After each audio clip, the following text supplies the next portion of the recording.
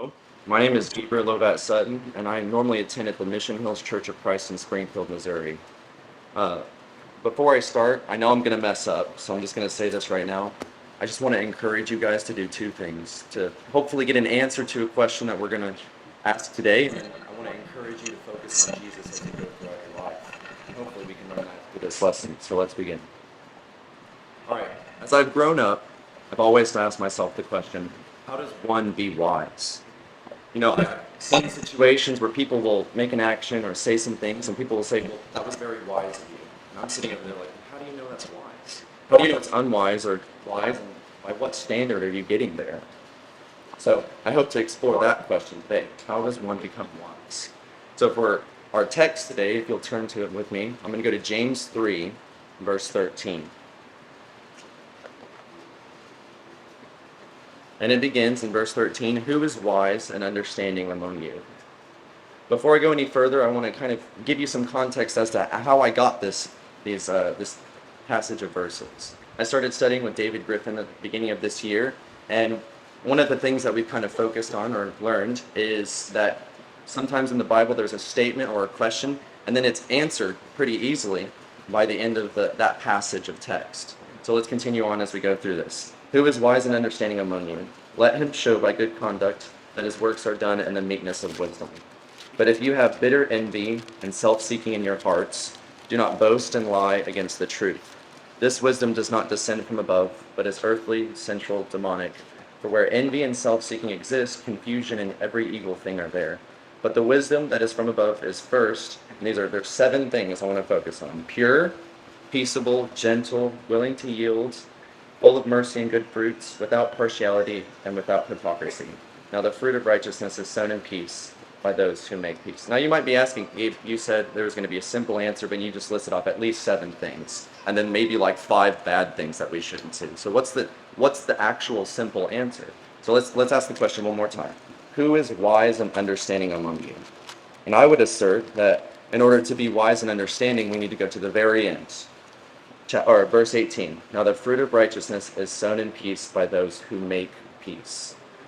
I think that if you want to be wise or understand or have understanding, you need to make peace. And before I go any further, I want to start by saying make peace is not a passive action or a thing that you let come about by just saying, oh, it's going to be peaceful.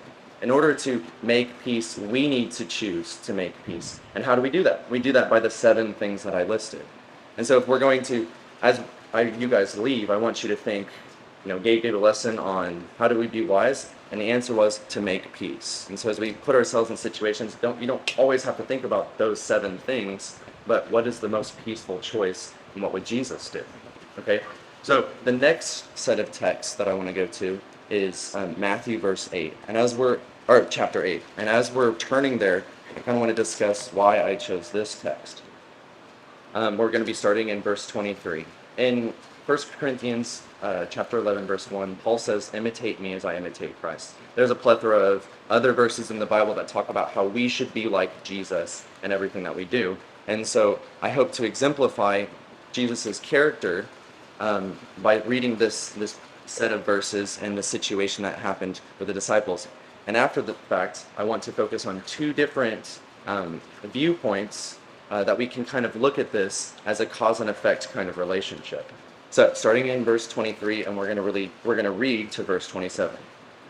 Now when he got into a boat, his disciples followed him, and suddenly a great tempest arose on the sea, so that the boat was covered with the waves, but he was asleep, he being Jesus.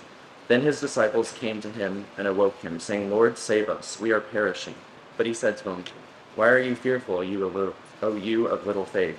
Then he arose and rebuked the winds and the sea, and there was a great calm. So the men marveled, saying, who can this be, that even the winds and the sea obey him? The first perspective that I want to kind of focus on is from the disciples. They were going through their life and they had waves hitting the boat. These waves could be any stressful situation that you're in your life. But what happened whenever they called on Jesus? He calmed the storm. And I want to help show you that if we call on Jesus in our actions and we look to his word, then he can help us get through any hard situation. And he can even help us walk above it, like Peter did. And then the next and I told you it was a cause and effect kind of relationship. I want to see Jesus's perspective. If you do take that perspective from the disciples where you call on Jesus, then you're going to be able to sleep through your storms. You're going to be able to be so calm that even when hard times come, you won't need to worry because you have Jesus on your side. Now, I'm running out of time, so I'll give you this last thing. I said at the very beginning that I want to answer a question, and I want to encourage you and hopefully exemplify Jesus' character in the Bible. The question was, who is wise and understanding? And I hope that from this you've learned that to be wise, we need to be peaceable or make peace. And how do we do that? We follow Jesus and make actions based off of that. Thank you very much.